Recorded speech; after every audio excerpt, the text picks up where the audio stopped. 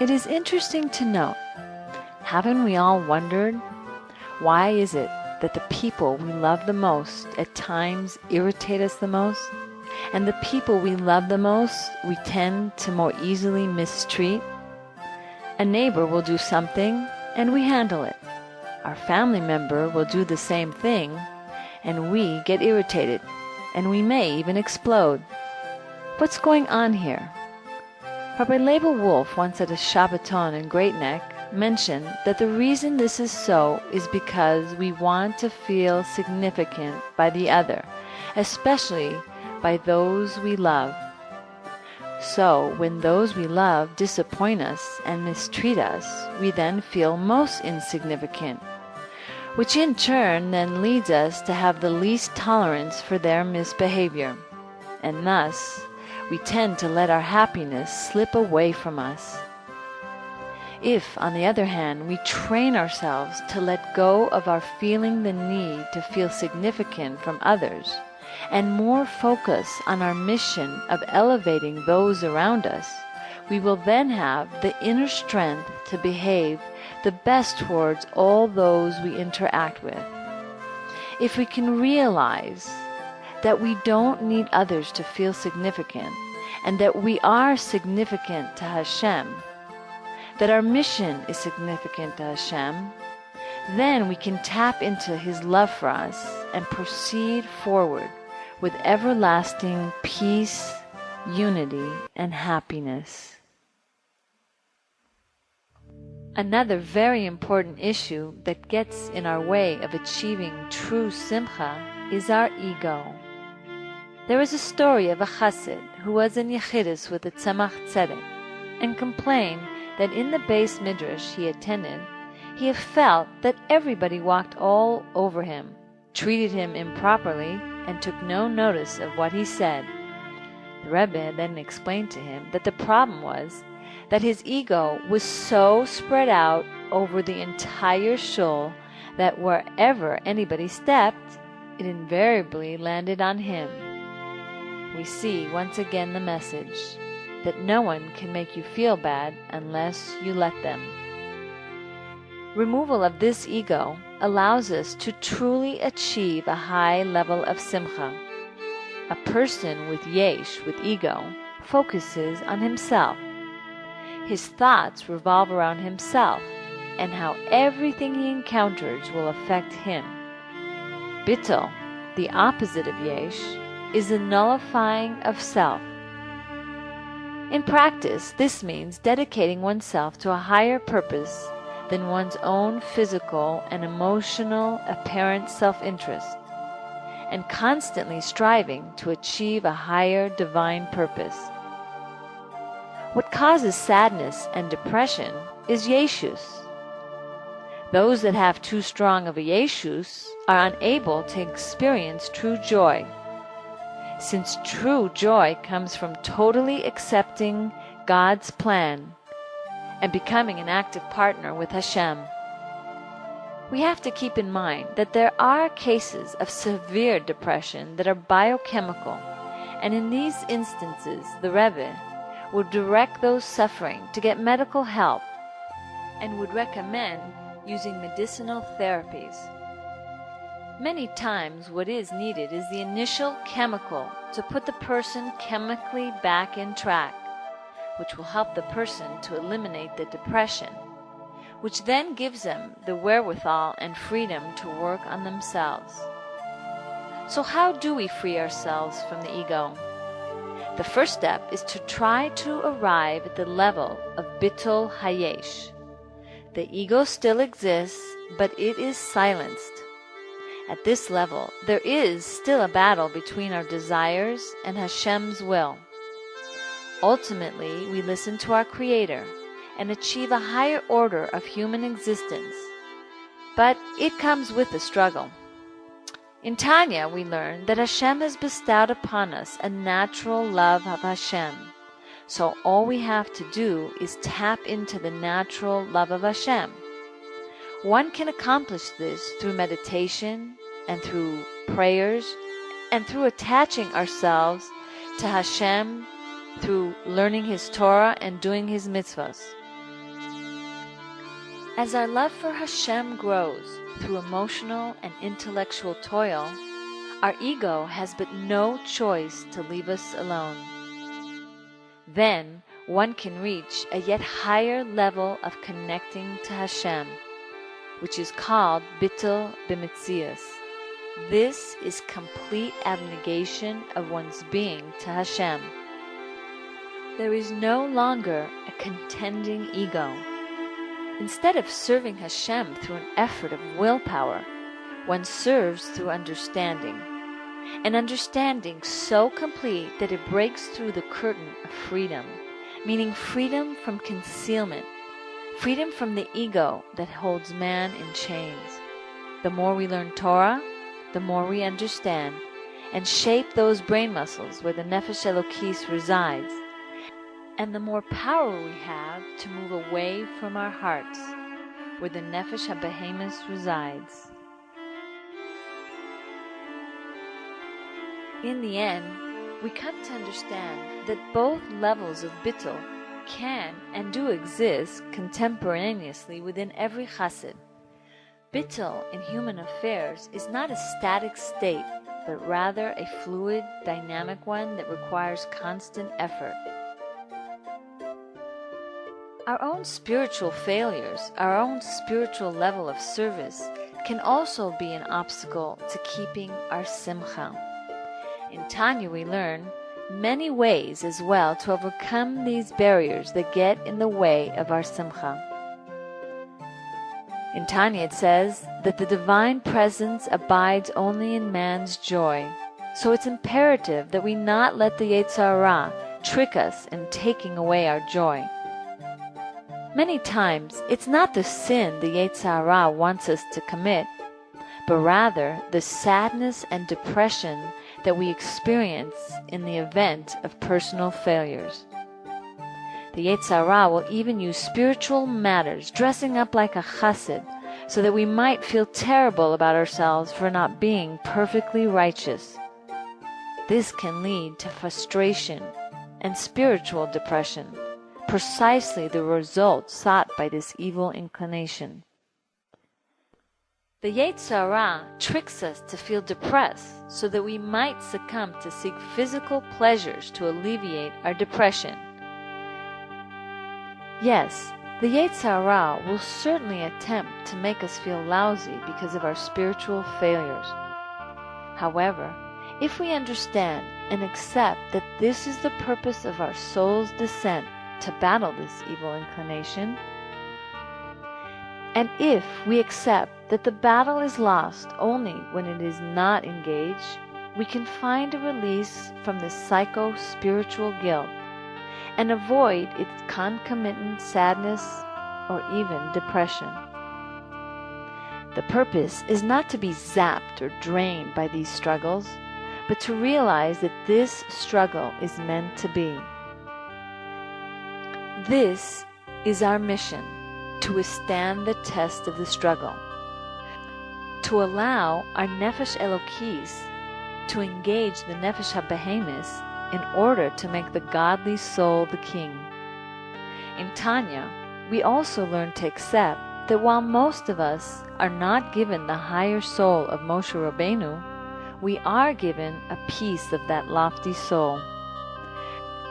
Through Moshe's humility, transferred and expressed through our divine soul, we can rid ourselves of arrogance and accept the level of our soul for what it is. The Alter Rebbe also states that if you happen to be worried or overcome by depression regarding such issues as health, parnasa, and shidduchim, then we should use the energy we expend on the negative emotional state and redirect it toward the spiritual matters. He says to use this time to do cheshbon nefesh, to take an accounting of your soul, to see in what areas of your life you can improve. This way the person will feel remorse over something real, as opposed to depressed, and be moved to improve. Immediately he should completely remove the sorrow from his heart and bring to mind that he has perfect faith that Hashem has erased his sin and that Hashem pardons abundantly. The Alter Rebbe tells us that if we do this, then not only will the depression be eliminated, but the feeling of great joy will take its place. Thus, the Alter Rebbe has given us a prescription for mental and spiritual health. We also learn that we can use elements about ourselves and redirect those same elements to our spiritual advantage. For example, one who inclines toward anger should use that energy generated from the sphere of Gevurah, of strength, to incite his Yetzer Tov to get angry and do battle against his Yetzer Hara.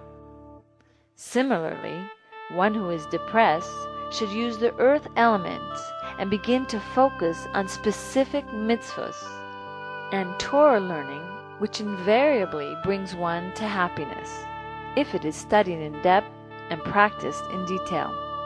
In this way, one actually has used the depression to achieve joy, turning the negative into a positive. Tanya refers to the possibility and the ability to experience two different, if not in opposite emotions at the same time. The Alter Rebbe brings a quotation from the Zohar. Weeping is lodged in one side of my heart, and joy is lodged in the other. Rabbi Elazar exclaimed this upon hearing from his father an esoteric exposition regarding the destruction of the Holy Temple. On the one hand, he felt even more keenly the enormity of the tragedy. On the other hand, he was filled with joy over the secrets of the Torah being revealed to him, precisely because of the destruction. Along the same lines is the story of Rabbi Akiva, when asked how he could be dancing at the destruction of the Holy Temple. He replied that on the one hand he was saddened by the tragic event, but on the other hand he was elated because now, since the first prophecy came true, he now knows that the second one will also come true, the coming of Mashiach. This concept should be internalized. In Tanya, the Alter Rebbe states one can feel shamed and despised in one's own eyes and have a broken heart and a humble spirit, even at the very time of his joy. For the shame is prompted by one's awareness of the lowliness of his body, of his animal soul, while his joy is felt on account of his divine soul. The Baal HaTanya teaches us that we should be in a state of complete and utter joy over the smallest mitzvahs we do. Just pushing away a bad thought reveals godliness in the world. This alone, the Alter Rebbe informs us, is enough to bring us a great and constant joy. So how do we have the experience of simcha when we are doing a mitzvah? At first, when we understand and internalize what we have learned from Chassidus, then we realize that every good act that we engage in brings godliness to the world, and every not good act we avoid takes away the life force from the evil of the world. Appreciating fully how important we are to the world and its well-being, and how we are partners with Hashem, will surely bring us strength and joy. Further, through the most simple of mitzvahs, we are releasing our godly soul from exile and uniting it with Hashem Himself. In the Tanya, the Alter Rebbe brings down the following example. Imagine how happy a pauper would feel if a king would come to dwell with him at his shack. But for the Alter Rebbe, there is even more to the story. This divine visit is not simply a spur-of-the-moment visit, nor is it one gained through toil. Each and every Jew has received an inheritance that in and of itself is a guarantee of true simcha. The Alter Rebbe says that just like one who has inherited great wealth would be elated, so too we should feel this elation for having inherited a holy, godly soul. This is like winning the lottery without any effort at all. Our lottery jackpot is our Nefesh Elokis. Once, Baruch, the father of the Alter Rebbe, was asked by his Hasidim what his idea of true happiness was. He answered them by recounting that once he was in a snowstorm and fell unconscious. An elderly couple found him and brought him to his recovery. When he first awoke from his unconscious state, he saw the look of joy on both their faces, and then he realized what true joy was all about. They were sincerely happy to have helped him. The lesson to be learned is that we can develop greater heights of happiness and feel more fulfilled when we give of ourselves to others. There is yet another element that we have to hold on to in order to help keep our simcha in our lives. I would like to share a personal story that awakened in me the final aspect of keeping simcha intact. One day this year, I was traveling with my daughter and friends on the subway. Just as we were about to pass the revolving bar to exit and return home, there was total darkness. I quickly looked around for a source of light and saw a light to the right of me, coming from the stairway leading toward the exit. I was so relieved and could not help but feel so thankful that the darkness fell upon us as we were so close to the exit. We soon realized that this was the great regional electrical blackout of 2003. And how blessed we were that we were not stuck in the subway under the East River or stuck in Manhattan with no way to get home. As the hour passed and the blackout continued, our feelings of gratitude continued to rise, and our level of happiness grew, appreciating the fact that Hashem had done a small but very important favor for us. We decided to celebrate and be happy even though we were uncomfortable in the dark. We continued to dance and our happiness grew yet more. We danced all night and even all the next day as the blackout continued, and even for days after the blackout. As the happiness grew, I questioned my happiness. Yes, I was happy because Hashem did me this favor. And so it dawned on me that Hashem does so many favors for me every day, and I decided to make a commitment to try to feel the same level of gratitude and elation each and every day. So we have to realize that everything we need to be happy, Hashem has already put inside of us. We have to spend more time thinking about all the good we already have. Let's not take it and the goodness around us for granted. If we look at the prayer we say every morning, Mizmor LeTodah, it could remind us of how important it is to continue to be thankful to Hashem and to serve Him with simcha. It is Tehillim, Kapitel 100. Mizmor LeTodah. Hariu LaHashem kol haaretz, ivdu et Hashem b'simcha, bo lefanav birnana, du'u ki Hashem hu Elokim, hu asanu, velo anachnu amo, v'tzon mariso. Bo sharav b'toida, chatzirotav b'tehila, hodu lo baruchu shemo, Ki tov Hashem leolam chasdo, va'ador v'ador emunato. A psalm for thanks offering.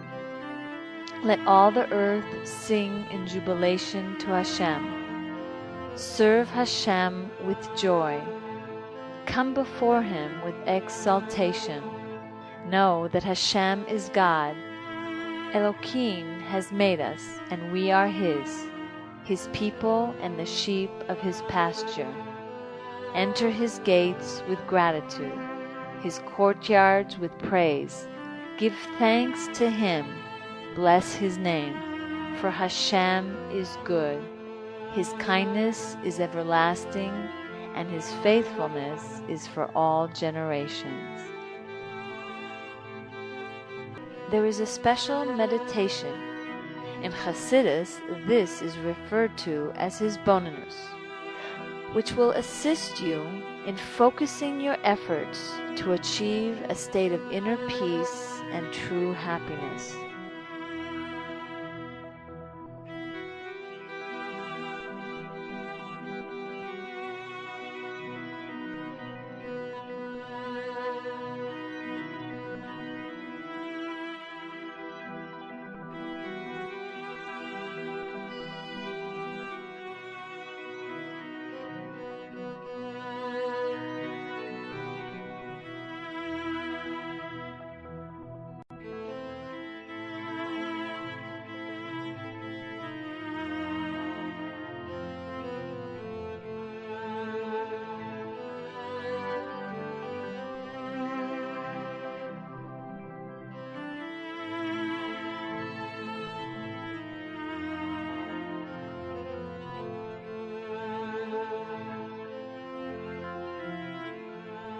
Put yourself in a comfortable position and begin to take deep breaths.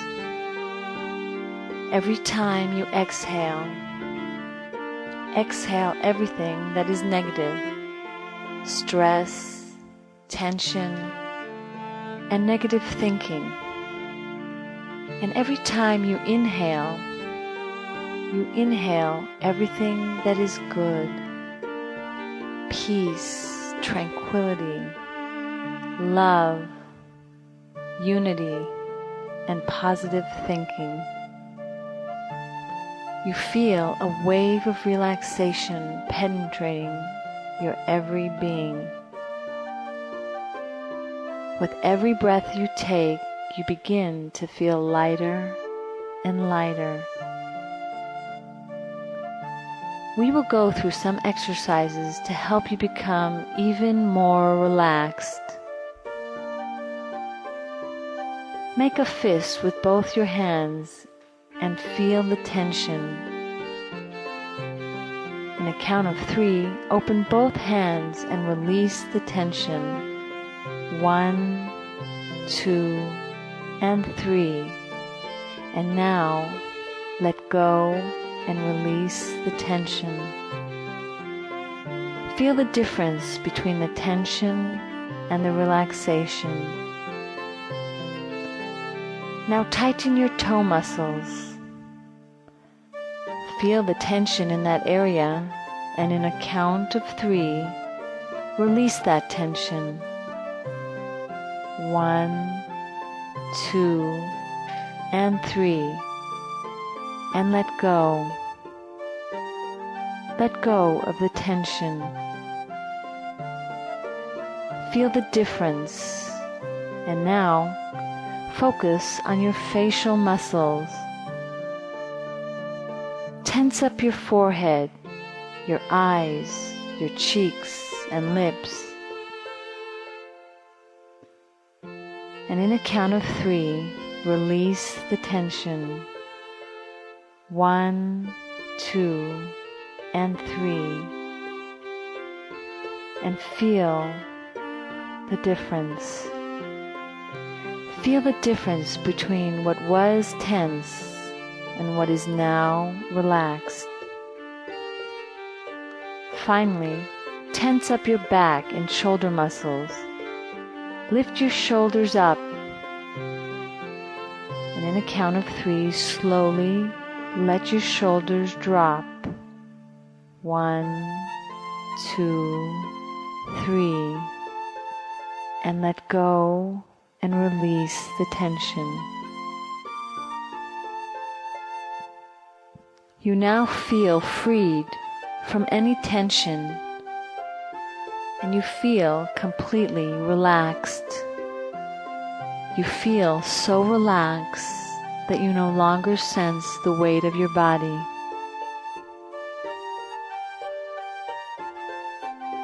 You see at a distance a white cloud, and it is approaching you. Seeing this cloud calms you. Now this cloud is uplifting you. As you see yourself moving upward, you feel lighter and lighter. You see at a distance a beautiful place. The cloud brings you to this most beautiful place. You arrive and you enjoy the beauty of all that is around you. You see the beautiful, peaceful colors of this beautiful place. The sun is shining upon you, and you feel the warmth of the day. You feel at ease. This place was made just for you. This is a place to unwind, a place that allows you to be interconnected to the true you. As you enjoy the beauty of this place, you notice that there is a path and a sign. The sign reads, "The path to inner peace and happiness." You begin to walk along this path and you enjoy the beauty and you absorb the serenity around you. You continue walking, and behold, there lies before you a big stumbling block. At first, you get annoyed that it is blocking your way. As you envision this block, you realize that this block symbolizes the obstacles that get in your way of achieving inner peace and happiness. You connect the two together, the obstacle on the path and your own personal obstacle. You bring to mind a situation in your life that seems to be an obstacle getting in your way of maintaining your happiness. Think about all the details. Are you sad, angry about it happening? Is it making you feel trapped or even sluggish, zapping from you your energies to accomplish more? Is it draining you to the point where you find it hard to elevate yourself?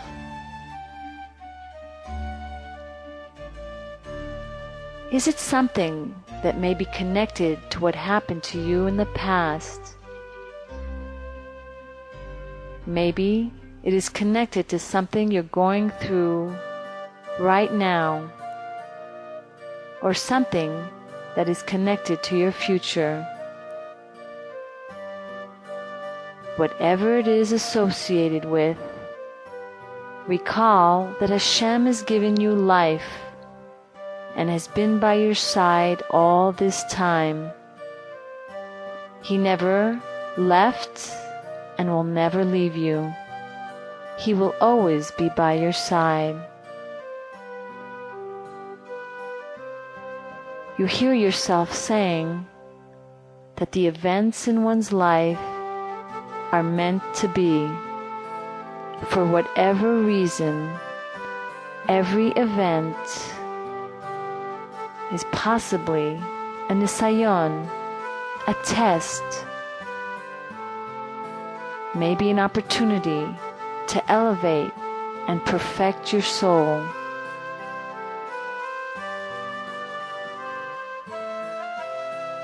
You realize now that through toiling, with life's challenges is what allows your soul to be elevated, so that the fire within, the fiery love toward Hashem, can grow. You remember, not even raging waters can put out the fire, but in fact are fanning those flames. You have absolute faith that what was and whatever will be for the good of your soul. As you think about this obstacle that gets in your way of true avodah b'simcha, you look at the stumbling block once again. Your intuition tells you to pick up the block and discard it. But inside this stone can be something of real value. It actually can be used as a stepping stone for your own personal growth. So you pick up the block with great enthusiasm and with simcha, showing Hashem that you are ready for everything in store for you. You are going to accept the gift of life with all of its challenges as a gift from Hashem. As you hold on to this block, you replace the word obstacles into the word opportunities. Opportunities for growth. You see this block and you now see something different. You actually see that there is a shining element to it. You start to break away the dirt, and each time you do, you break away from your own imaginary limitations and your own expectations. You break away from your self-consuming ego. As you do this most important task, you now begin to internalize that you are no longer a victim of circumstance, but an active partner with Hashem to bring godliness into the world. Every time you engage in this task, you elevate your soul and bring more godliness to this beautiful world. You see the glimmer and you realize that there is a gem trapped inside, and you want to get to the gem inside. So you think, L'chatchila ariber, and you move yourself from an emotional stance to an intellectual one. You move away from your heart where the Nefesh HaBahemis resides and go over straight to where your Nefesh HaElokis resides. Now you are going to think. Think of how you can transform seemingly negative events into events of opportunities. Just by thinking this way, you see the gem becoming free from the dirt and its brilliance now revealed. You see the radiance of this precious stone and feel the joy of partaking in its revelation. The jewel reminds you of your own neshama, the neshama that Hashem has given you, your own unique and special soul, with its own radiance and its own value. He has given everything you need within you to be complete and happy. And so you remember that no one can take away your happiness unless you allow them to.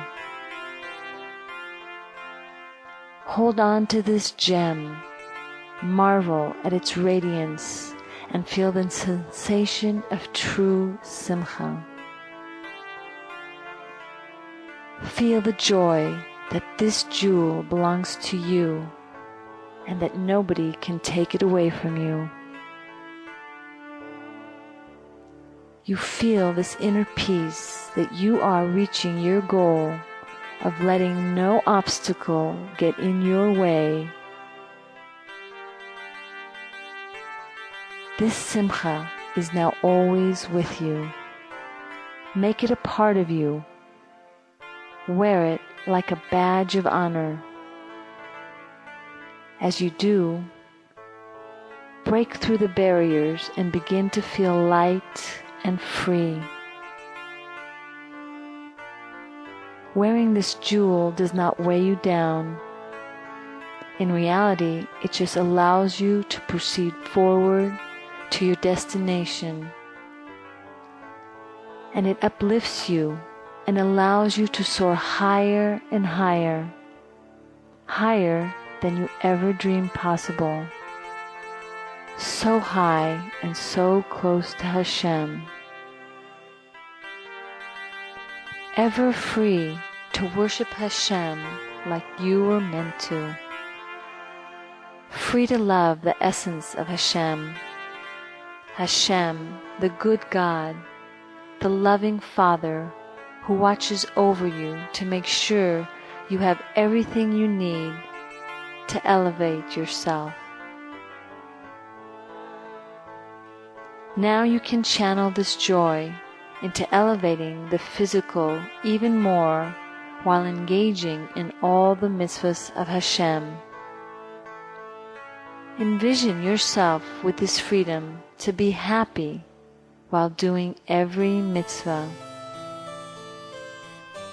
Make a commitment to incorporate this joy while engaging in the mitzvahs that you do. As you experience this joy, you begin to see angels surrounding you. They take your hand along with their joy and are dancing up a storm. Hear the lively beat of every good deed you have done, and with each step you take, your neshama is dancing upward, reaching the heavens above. This joy breaks through the barriers and you reach higher and higher, higher levels of happiness. You are so close to Hashem that you see Hashem's light radiating with this joy. You now have prepared the proper vessel. So now, more simcha in the physical and in the spiritual can come flowing down. See it as you would like it.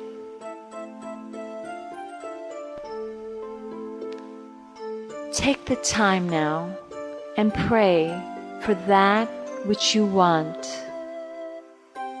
Pray that Hashem give you the strength to achieve that inner peace within, to handle life events. Ask Hashem to give you what you need in the physical, so it will be easier for you to accomplish more in the spiritual.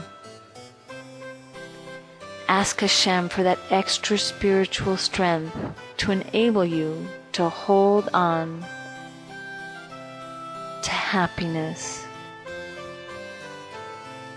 See your goals coming to fruition from that extra blessing from Hashem.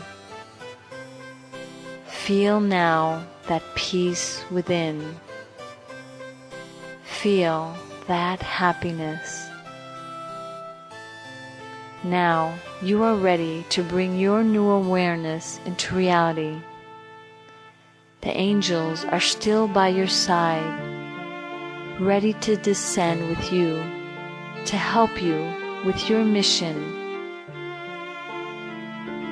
You are still wearing that beautiful jewel, radiating with the light of your inner peace and happiness, reminding you of your neshama, a gift from Hashem to help you. You are now descending with the angels and this light of Simcha. You are radiating with this new level of Simcha. Now, you are ready and fully prepared to bring this Simcha down to reality, to the next moment, to the next mitzvah, to the next challenge. You are now fully prepared to share this Simcha with others. See yourself now experiencing this Simcha while engaging in the sublime down on this earth, allowing your mitzvahs to soar even higher than before. Then take this Simcha a step further and see those you want to be besimcha with. Think of ways to show them your love through Simcha. Feel the positive feelings and connections toward them grow. See this light of Simcha bonding you to the other and to Hashem. You are descending, and you are now touching the ground. And as you sense the weight of your body, you feel your hands. They are not rigid, but open.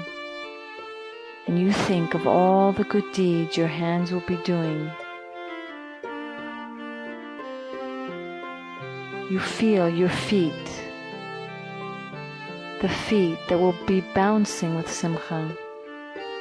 Feel your heart calmly beating with the inner peace. Your voice will have a sweet and happy tone. Sense your face radiating with joy, wearing a beautiful, loving smile. Ready to say kind and loving words, using your wisdom and sharing it with others, and your eyes shining with love and happiness, and ready to radiate that happiness to others. You see, you have arrived to your destination, the destination of inner peace and true happiness.